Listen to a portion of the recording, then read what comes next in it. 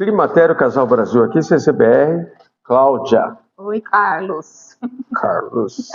Carlinhos. Bom, hoje a gente está mudando aqui as nossas falas, tá? Lembrando que o nosso canal é um canal difícil de trabalhar porque envolve saúde, né?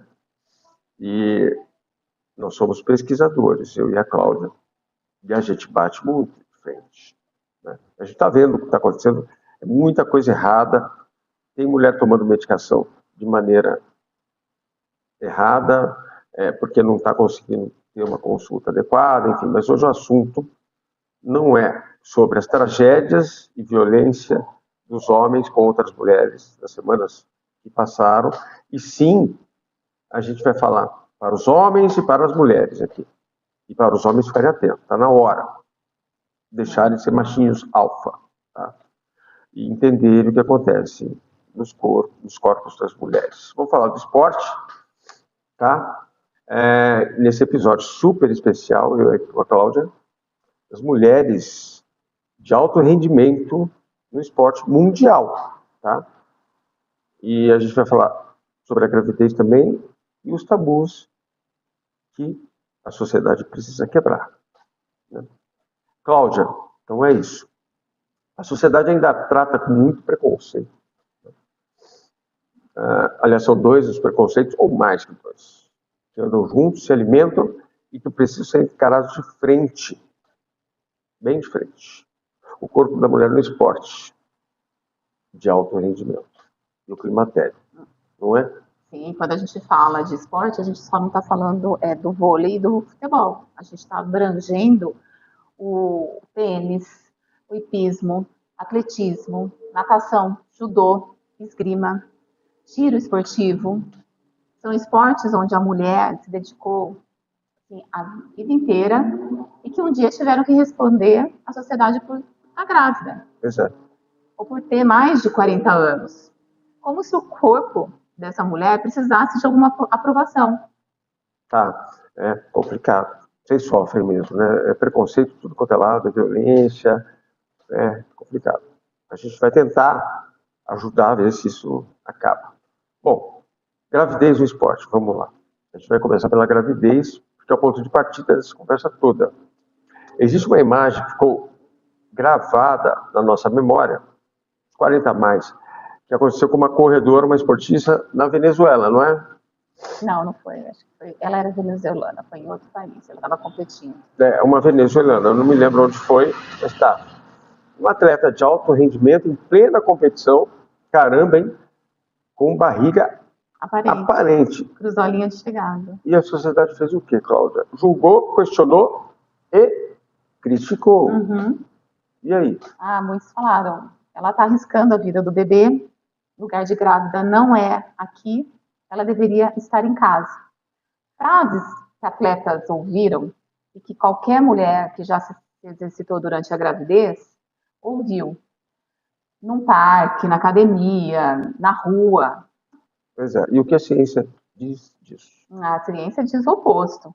Com acompanhamento médico adequado, o exercício físico na gestação é super benéfico para a mãe e para o bebê. Reduz o risco de diabetes gestacional, de pressão alta e até uma depressão pós-parto. Facilita o parto e melhora a recuperação. O problema nunca foi atividade física. O problema sempre foi falta de informação. Pois é. E o excesso da opinião de quem não tinha nada a ver com o assunto. Assim, eu vou falar que o exercício físico é benéfico não só para as atletas de alto rendimento, para gestantes também. Porque conforme a barriga dela vai crescendo, a coluna vai envergando. E aí você fazendo um fortalecimento muscular da coluna, ameniza aquelas dores nas costas daquela envergadura. Você sabe muito bem disso, né? Sei sim. São dois, né? Então, e tem um detalhe aqui. Eu vou fazer uma parte, tá? As mulheres de alto rendimento, o treino é diferente. Tem que ser muito bem acompanhado e tal. Elas estão acostumadas a treinar todos os dias, né? Sim. Então, cada tipo de mulher tem um tipo de treino na gravidez. Então, a gente está falando aqui, mas deixar claro, A mulher grávida tem que fazer seu exercício, evita diabetes, como ela falou, evita um monte de coisa. Mas não é como os esportes de alto rendimento, tá? Bom, tem outra imagem aqui marcante, que foi uma corredora americana que disputou os 800 metros com 7 meses de gravidez. Não sei se você lembra disso também. Ela cruzou a linha de chegada com a barriga enorme, gigante, e sorrindo, olha só que legal. Né? Alegre por ela estar no esporte que ela mais ama e porque ela também está com amor aqui da vida dela na barriga, tá? A internet foi ao chão, metade aplaudindo e metade horrorizando. Pelo amor de Deus, vai. E ela respondeu com uma frase que ficou. Disse que ela estava ali para mostrar que gravidez não é doença. Claro. Que o corpo da mulher foi feito para se mover. Lógico. Que o preconceito cansa muito mais do que qualquer treino exaustivo. E ela tem toda a razão. Porque a gravidez, quando entra na reta final, a gente tem uma disposição assim, do nada. Mesmo quando o bebê está lá crescendo, não tem mais espaço para ele, chutando todo canto lá dentro, a gente consegue fazer as coisas normalmente. Claro, pô, claro. Nós homens, a gente está, pelo menos eu tenho envolvido muito com isso, né? Acompanho muito isso. Bom, tem essa aqui, ó, do vôlei de praia. Uma atleta americana também ganhou medalha de ouro olímpica com 5 semanas de gravidez. Sem saber que essa assim, ela não sabia que estava grávida. Estava na 5ª semana e não sabia que estava grávida. Olha que coisa. Descobriu depois. O bebê nasceu super saudável. Ela voltou a competir e ganhou outra medalha de ouro. Tá vendo? Bem bacana. Pois é. No vôlei de quadra brasileiro, temos casos de jogadoras que jogaram até o 5º, 6º mês de gravidez. Que adaptaram o treino, que tiveram suporte médico e que tomaram decisões conscientes. E que voltaram à quadra semanas depois do parto. Mas não voltaram por pressão, foi por amor ao esporte. Pois é. Uma dessas jogadoras é próxima de mim, eu conheço muito bem, sou fã, e ela teve ela engravidou 2 vezes no esporte, disputando campeonatos pela seleção brasileira de vôlei, um olímpico e um mundial, tá? Fora do Brasil, mais essa. E os filhos estão otimamente bem, todos eles. E um joga em alta performance, como ela jogava. E aí tem um ponto que eu quero deixar bem claro, porque muita gente confunde. Quando uma atleta decide continuar treinando, né, durante a gravidez, não tem nada a ver com imprudência, nada a ver com imprudência. É autonomia. É o direito de uma mulher sobre o próprio corpo. Isso que as pessoas têm que entender. Tá? O que falta e sempre faltou é a estrutura para uma decisão que seja tomada com segurança. Né? O médico de esporte preparado, que elas precisam ter, e não estão preparados, a maioria é machista. Tá? Os clubes também têm que estar preparados para isso. Tá? Hoje melhorou um pouco, porque elas estão ganhando bem mais do que antigamente. Né? E as federações, as confederações, tanto brasileiras como federações internacionais de esporte, que ainda continua difícil. No Brasil, até hoje, não existe uma política clara das federações esportivas para as atletas grávidas. Não existe garantia de vaga. Não existe um suporte institucional padronizado.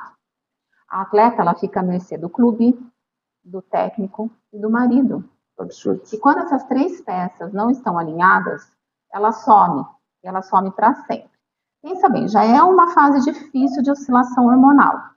E aí vem o medo dentro dessa mulher de perder a vaga e nunca mais se recolocar na posição que ela estava. Claro. E aí, psicologicamente, além de fisicamente, psicologicamente fica completamente abalada. Né? Bom, aí tem essa ponte entre a gravidez e o climatério.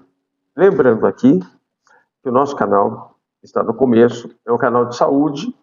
O canal de saúde é diferente de canal de jogos, de canal de finanças, canal de carros, né? Então, ele demora mais para subir, né? mas sobe naturalmente, devagarinho. Né? Então, o que é legal é que vocês... tem muito engajamento, a gente sabe que tem muita gente assistindo, mas que não curte dar um like, não sei qual motivo, talvez, que queira esperar que o canal vingue, né? E também, sei lá, falta de tempo e tal.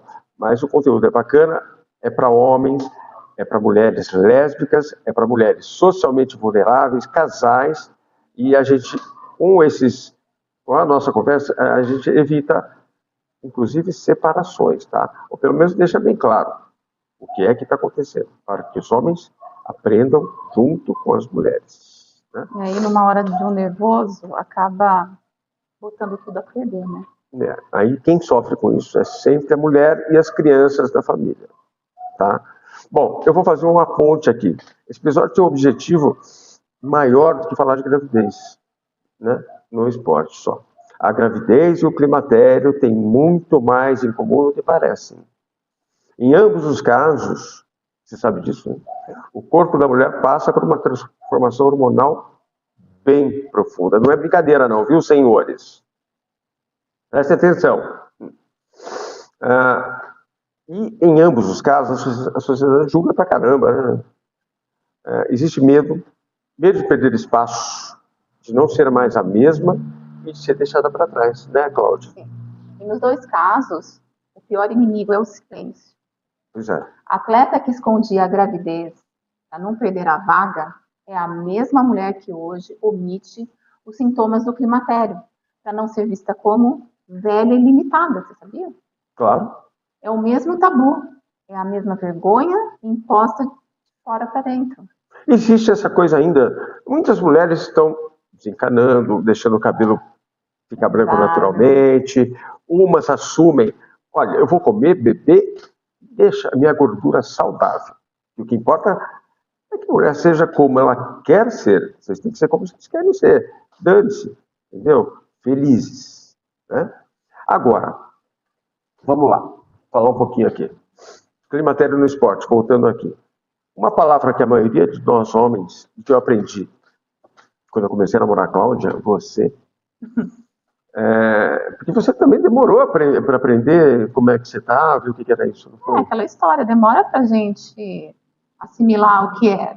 Qualquer mulher, tem uma atriz aí que fala, até eu me tocar e conseguir, na consulta, falar que era o climatério, estava entrando na menopausa já, leva tempo. Além de tudo, leva tempo porque alguns motivos são.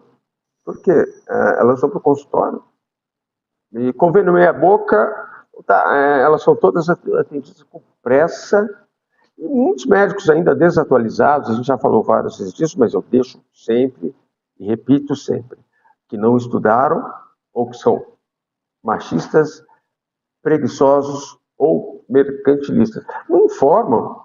Não, o médico tem que fazer o exame clínico, não só o laboratorial, que às vezes ela está naquela fase que o hormônio está normal e ele fala que ela não tem nada. O médico só vai ler. O clínico dela é importantíssimo. Tem médico que só lê o papel. Exatamente, aí não dá para falar que ela tá, não, você tá tudo normal, volta daqui não sei quanto tempo. Então, aí elas chegam em casa sem saber o que falar. Bom, eu conheci a Cláudia mais ou menos assim, não foi? Com muitas informações aí controversas da classe de saúde. Uhum. Aí eu comecei a estudar durante 7 anos, pesquisar e bora lá. Continuando aqui. Sobre os homens que não sabem o que é o climatério, como eu não sabia, só que eu procurei saber. E todos devem fazer isso. E as mulheres têm que dar oportunidade para que nós possamos saber também. Tira os relaxados de lado, tira os que acham que é brincadeira e tirem fora dos grupos e das conversas os caras que dizem, isso é coisa de mulher. Tem que tirar esses caras, tá? Se eles não quiserem aprender, tá bom? Então é isso. O cara fala que é clima-tempo, o cara... Só que aí você explica bem para ele, o cara que tá triste, que vai se separar, a mulher tá chutando a bunda dele, aí você fala para ele, olha, que idade tem a tua mulher? 48 e tal. Mas está se separando. Eu falei, você tem filho? Tem 2. Você gosta dela? Gosto, mas eu não estou entendendo o que está acontecendo. Então, você sabe o que é o climatério? Aí o cara não sabe, eu explico para ele. E é um dos casos. Esse cara foi conversar com ela, dialogar com ela, você deve lembrar disso, né? Já faz uns 5 anos. Tá? E eles estão felizes. A última vez que ele me encontrou, ele falou para mim, mas ele me encontrou outras vezes, ele só sorria, não vinha falar comigo. Mas quando ele sorria para mim, eu entendia que aquele conselho rápido ali, de 10 minutos, tinha dado certo. Eles voltaram, os filhos estão felizes, foram para viajar para o Nordeste, já foram viajar para outros países, então eles estão bem. É isso aí. A gente tem que aprender, tá bom? E vamos lá. E tem homens que estão em todo lugar nessa história. São treinadores, que não sabem também, dirigentes de clube, maridos, médicos, políticos. E a maior parte não faz ideia que essa fase representa na vida da mulher. Se não for bem cuidada e bem acompanhada e não tiver alguém ali, é triste. E o climatério, ele não começa na menopausa, ele começa antes. Às vezes, anos antes, e é verdade. Os sintomas são invisíveis para quem não quer enxergar. Ondas de calor, insônia, alteração de humor, dores articulares, queda de rendimento da atleta. Para ela, que é de alto nível, isso pode soar como um fim de carreira. E para qualquer mulher, pode parecer o fim de uma fase inteira da vida. Né? E não é? Não, não é. Não é porque as informações, sem informação, sem apoio médico e sem parceiro que entenda o que está acontecendo com ela, parece. E o que acontece? A mulher se isola, abandona totalmente o que ama, sente que virou uma outra pessoa. Eu vou falar uma coisa aqui. Eu não vou me gabar, porque também, né, não tem cabimento. Eu levo bronca pra caramba. Mas eu também sou chato. É lógico. Somos dois chatos. Aqui, o casal climatério é chato, ela é chata pra caramba. Ainda mais no climatério da menopausa. Eu perco a paciência. E eu vou falar o quê? Eu tenho as minhas coisas, né? E sou 60 mais, gente. Tá? Mas a gente está um bom tempo juntos já nessa fase. Altos e baixos, principalmente quando eu não entendia, porque ela também não entendia bem, também não. As mulheres, elas têm vergonha também da gente, e muitas chegam em casa e não vão falar, então a gente também não fica sabendo, porque fisiologicamente nós somos diferentes, o que nos torna egoístas, egocêntricos, a gente briga, aí acontece muita coisa ruim e vem as separações. E o primeiro momento que a mulher pensa de falar, achando, tô ficando velha, e agora? Pois é, e não é assim, né? A gente pensa diferente também. Agora, as separações acontecem e tem muito a ver com essa questão fisiológica do homem, tem muito a ver com a mídia, que só vê o homem como coitadinho, tá? E eu não estou sendo demagogo, não. Eu tento não ser machista, eu procuro estudar e tal, às vezes escapa, né? E eu estou falando isso para homens, tá? Às vezes escapa. Agora, a gente precisa se ajudar, gente. A gente precisa ajudar. Bom, no esporte de alto rendimento, isso ainda é mais brutal. Um atleta que passa anos, ou passou anos treinando, Cláudia, que tem no corpo a memória de toda uma vida de dedicação. Né? E de repente não consegue dormir mais, não se recupera, sente o corpo reagir de um jeito completamente diferente, e ninguém nota. A comissão técnica não nota. O menor preparo para lidar com isso, não tem preparo, nem psicólogo, nem fisioterapeuta, ninguém. Eu espero que isso tenha melhorado. A gente vai saber disso numa entrevista que a gente vai fazer com uma atleta de alto rendimento, tá bom? É isso, Cláudia. A questão é que o esporte ainda prevalece essa ideia de que o corpo é uma máquina, né? Você treina, você performa, você repõe, mas o corpo da mulher não funciona assim. Nunca funcionou. E o climatério escancarou isso de um jeito que não dá mais para ignorar, né? E olha como era mais difícil. Nos anos 80, 90, a gente está falando de mulheres atuais, mas também teve, né, essa jogadora que eu citei aqui. 80, 40 anos atrás, né? Além de elas ganharem mal, elas não ganhavam bem. As de hoje ganham fortunas, né? Basquete, vôlei, outros esportes ganham fortunas. Elas eram quase invisíveis, começaram a se destacar pelo o desempenho que elas tinham. Desempenho mesmo, né? Então era muito mais difícil. Então, a gente tem que reivindicar, a gente tem que agora dar muito mais valor para essas mulheres que passaram por essas fases com muito mais dificuldade do que as que estão aí agora, tá? É claro que a gente não pode deixar de lado as que estão aí agora, mas é muito importante falar sobre o etarismo no esporte, que existe uma pressão específica, que não existe em outras profissões. É a pressão da idade. Isso é horroroso. O homem é chato, pô. Molecada é preconceituosa também. Bom, no futebol feminino, teve uma jogadora de 35 anos, 35 só, que já é chamada de veterana. E vocês devem saber quem é, né? São várias. No atletismo, quem passa dos 30 já ouve que o declínio é natural. Ouve de quem, né? No hipismo, na esgrima e no tiro, esporte que a gente já citou aqui, a Cláudia falou, esportes onde a maturidade técnica conta tanto quanto a potência física. Essa lógica é um absurdo. Quem manda mais é a mente. Mas é isso, Cláudia. E as atletas escondem os sintomas do climatério, da mesma forma que elas esconderam atrás a gravidez no passado. Pois é triste. Porque o ambiente ele não vai acolher, a estrutura para ela não vai existir, e o preconceito pune. E como pune?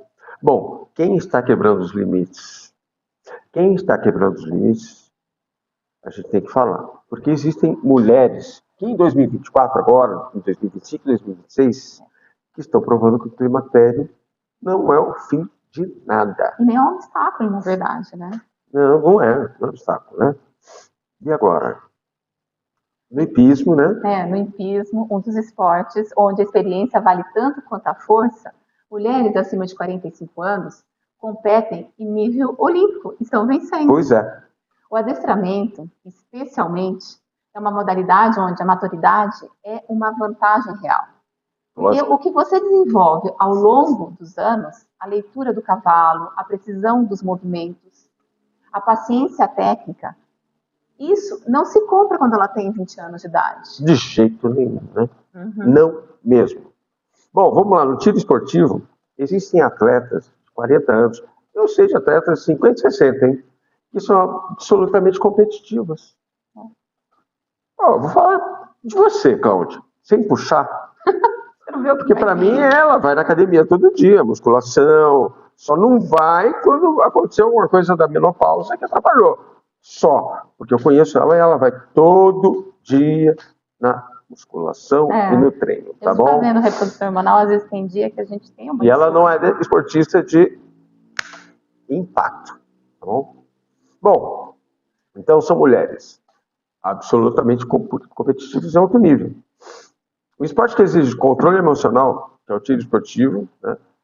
Estabilidade mental principalmente, qualidades que a experiência de vida só aprofunda. A gente sabe disso, né? Teve os Jogos de Paris 2024.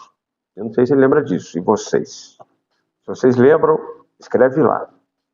Então, haviam atiradoras olímpicas acima dos 40, 50, no mais alto nível mundial, não é? E na natação, Kate Ledeck é uma americana que conquistou mais um ouro olímpico em Paris de 2024. Olha aí. Se tornou a atleta feminina americana mais condecorada da história olímpica.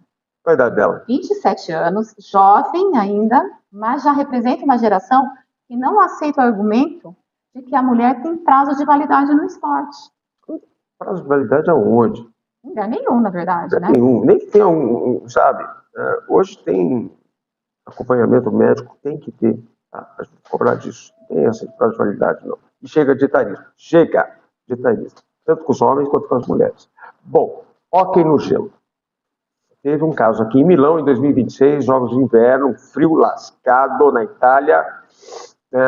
E recentemente, tem aqui uma, se não me engano, americana, inglesa, não sei, Hilary Knight, jogadora da seleção americana mesmo.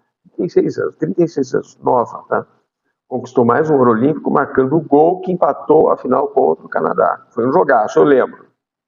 Numa das partidas mais emocionantes da competição. 36 anos em esporte de contato, de explosão, de impacto físico. Ela foi decisiva. Não tem idade não, tá? Tem um caso histórico que precisa também ser mencionado sempre que se fala desse assunto. Claro. Canoísta alemã Birgit Fischer ganhou medalhas de ouro olímpicas aos 18 e aos 42 anos. Aí, ó. A mesma mulher, no mesmo esporte, décadas de diferença, né? Entre esses dois ouros, ela teve filhos, enfrentou mudanças hormonais, lidou com todas as transformações que o tempo traz, e ela voltou e venceu. Pois é. Agora, eu vou entrar em outro assunto aqui, que é a teoria do tabu transmitido. TTT. Tá. Mas eu quero voltar a fazer uma pergunta por um ar. Porque os homens, treinadores, dirigentes, maridos, médicos, clube, não entendem o que acontece com o corpo de vocês, mulheres. Né? Não entendem nada. Por que esses caras não entendem isso no esporte? Pelo amor de Deus, né? Porque quando uma atleta está em dor do ciclo ou com sintomas do climatério, os caras nem tchum. A resposta do ambiente é ainda aquela, que falta força de vontade, ou isso é frescura, entre outras coisas. Porque, na verdade, eles nunca aprenderam. E nunca ninguém ensinou. É muito triste ouvir isso. Eu estou aqui trabalhando para isso, tá? E é verdade, a minha adolescência, eu não aprendi nada. Eu não aprendi nada. Eu aprendi na rua, cara. E sobre ciclo, menstruação e tal, eu fui aprender com a minha primeira namorada. E olha lá, não aprendi com a minha mãe, com a minha tia, com a minha avó, tá? Por essas e outras, eu estudei bastante. São quase 8 anos de estudo, tá? Então vamos lá. E não foi por acidente, não. Tem uma pesquisa que eu fiz, registrei na Biblioteca Nacional, né? Você sabe o trabalho que deu aqui, teve um dia aqui, que foi de última hora, PQP também, viu? Governo federal, ó, tem que ajudar às vezes, né? Porque site é terrível. Burocracia ali é complicado. Bom, mas consegui registrar. Que é a teoria do tabu transmitido. Eu prestava muita atenção nisso, né? Mas comecei a prestar mais atenção, depois que eu falei com um amigo que tinha separado a mulher, tá? E estava namorando outra, isso é recente, tá?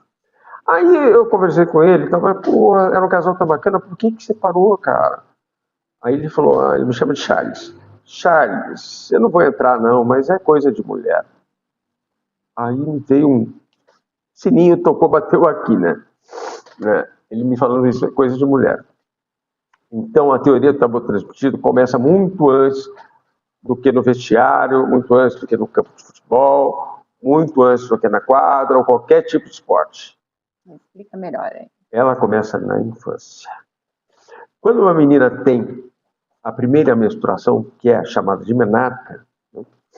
O que acontece na maioria das casas? Isso eu quero escutar nos comentários o que vocês mulheres, e homens também, que tiveram irmãs mais ou menos da mesma idade, ou primas, nessa época da vida, tá?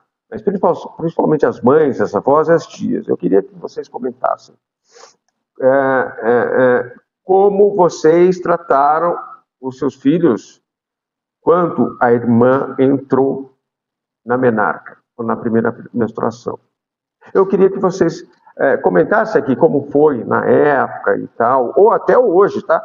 Como é que vocês fazem hoje, mamães, com os seus filhos, né, e com a irmãzinha, por exemplo, que menstruou ali? O que vocês fazem com os meninos, por exemplo? Qual é o conselho que vocês dão ou não dão? Né? Porque aí entra essa história aqui que faz parte da minha pesquisa.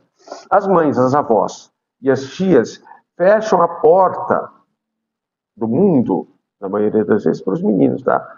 E dizem para o irmãozinho, por exemplo, para o primo, ou para qualquer menino que está perto. Isso aconteceu comigo. Vai para o seu quarto, que isso é coisa de mulher. Ele fica curioso naquela... Agora, lembrou dessa frase que esse amigo meu disse, depois de 40 anos, depois da separação? Charles, eu não vou me intrometer, porque isso é coisa de mulher. Tá? Se ligou nisso? Uhum. Vocês se ligam nisso? Tá? É coisa de mulher, e essa coisa de mulher acontece até hoje.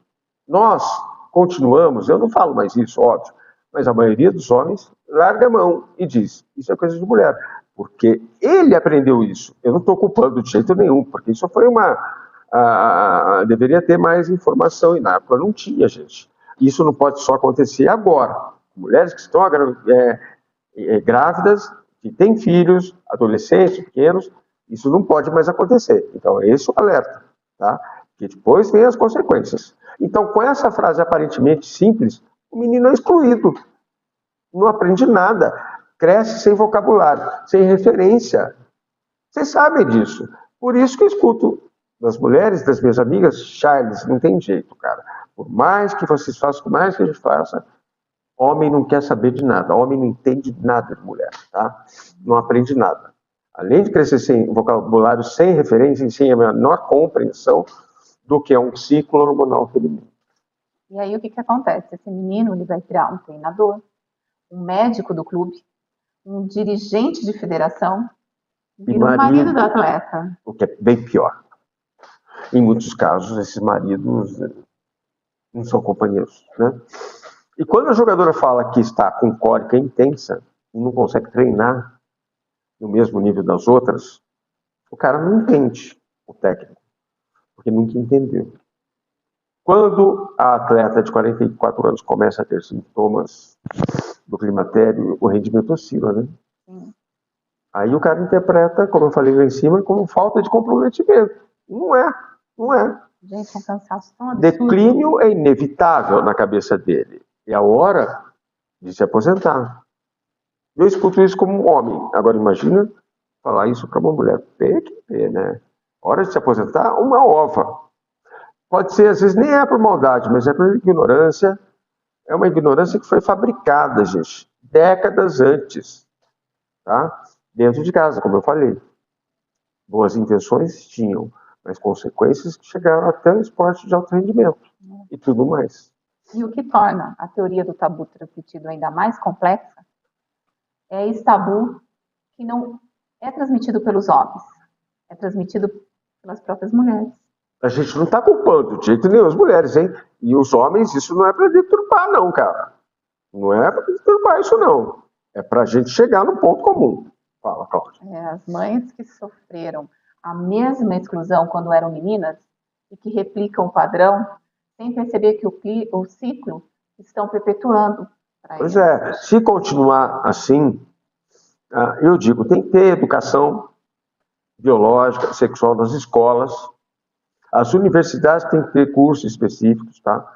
Tem que haver diálogo de pai, principalmente com os filhos. Juntar a irmãzinha com o menino e explicar. O menino não tem que esperar até namorar para descobrir o que é, tá bom? Ele não tem que olhar uma lixeira de banheiro e ver que está com sangue e achar que é uma doença, porque não é uma doença. É natural. O ciclo se fecha aqui, no climatério de uma atleta que deveria ter suporte, e não tem. E o vestiário que nunca teve uma conversa. Federação que nunca criou protocolo para isso. Tudo começa naquela porta, fechada, naquele vai para o seu quarto, que isso é coisa de mulher. Cláudia. Quebrar esse tabu não começa no clube, começa em casa, com os meninos que estão crescendo agora. O que precisa mudar? Aí vai, além de falar de escola e tudo mais, tá? Tem muita coisa que precisa mudar aí. Quem sabe a gente não acaba com essa violência contra a mulher, porque tem muita consequência, tá? Essa é a pesquisa que eu fiz, e tá lá, para quem quiser ver, tá bom? Esses casos não são exceções, não.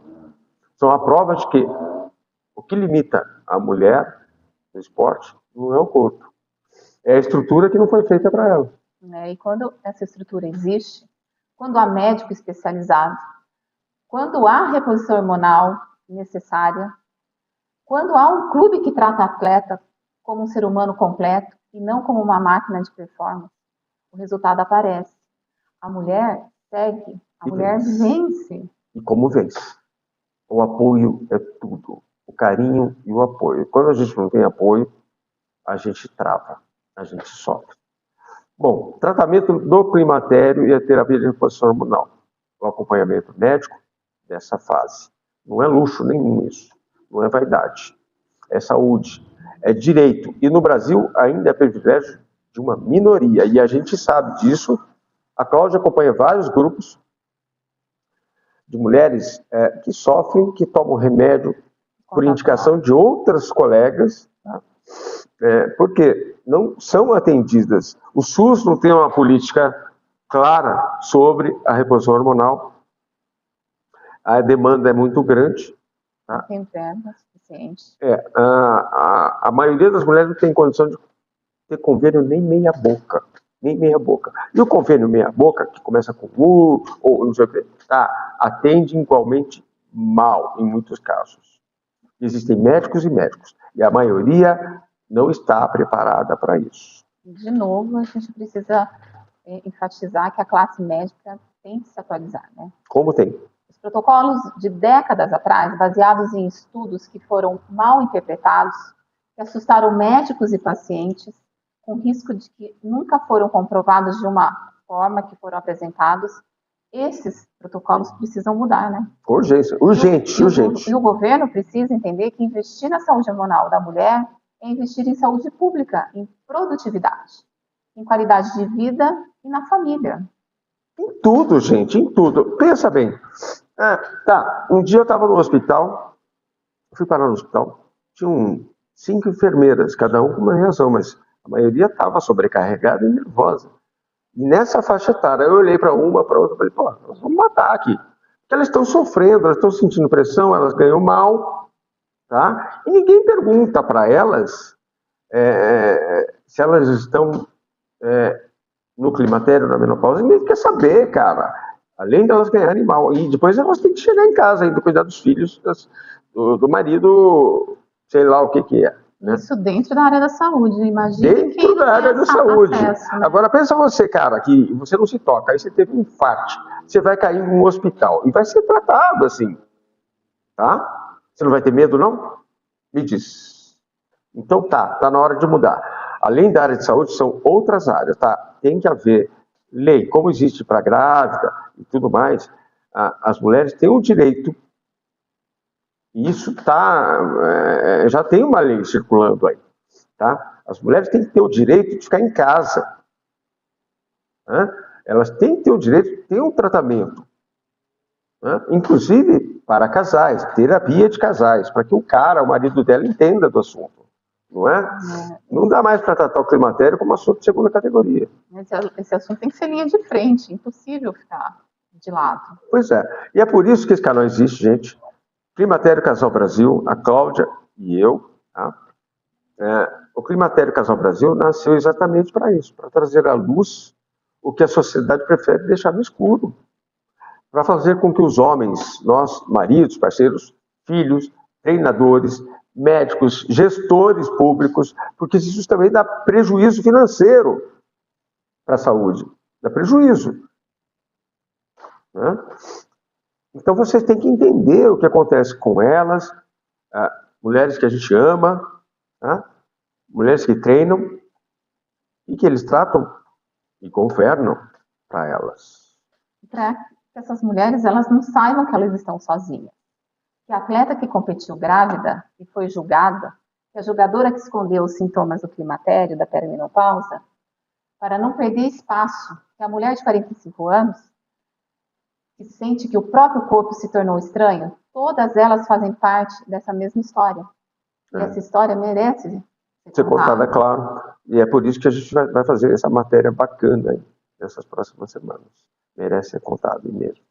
Então, se você chegou até aqui, compartilha esse episódio, manda para a amiga, para o marido da amiga, claro que através dela, para os amigos, para os seus amigos, tá?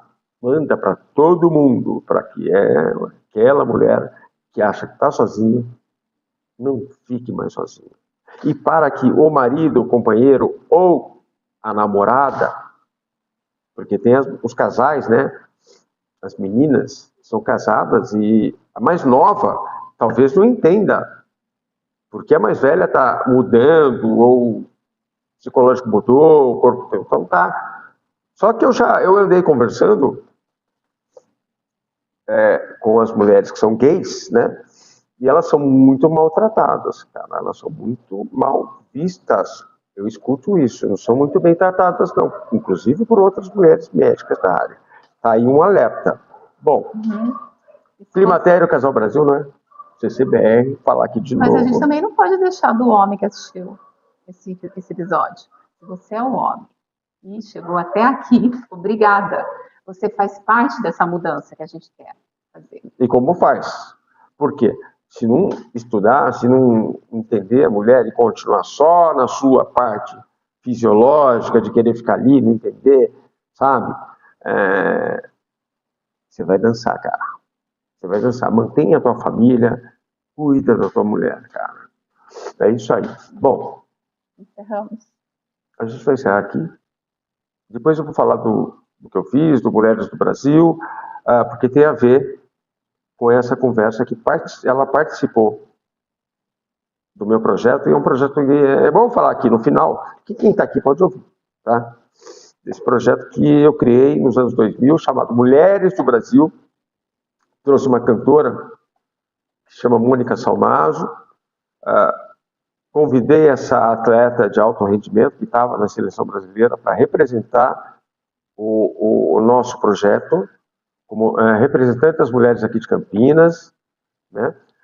Esse show foi no Centro de Convivência Cultural, Mulheres do Brasil, com várias entrevistas, várias mulheres de vários segmentos sociais. Coloquei a produtora na rua, o estúdio eletrônico, enfim, foi muito bacana. Inclusive, um psicanalista, poeta muito querido, que não está mais entre nós aqui, que é o Rubem Alves. Então participou o Rubem Alves, a Vera Mossa, e várias outras mulheres aqui de Campinas, tá? Então, eu estou nisso desde os anos 2000, então vocês podem fazer as contas, não é de agora não. Por isso que esse canal merece respeito. Clique lá, toque o sininho e segue a gente.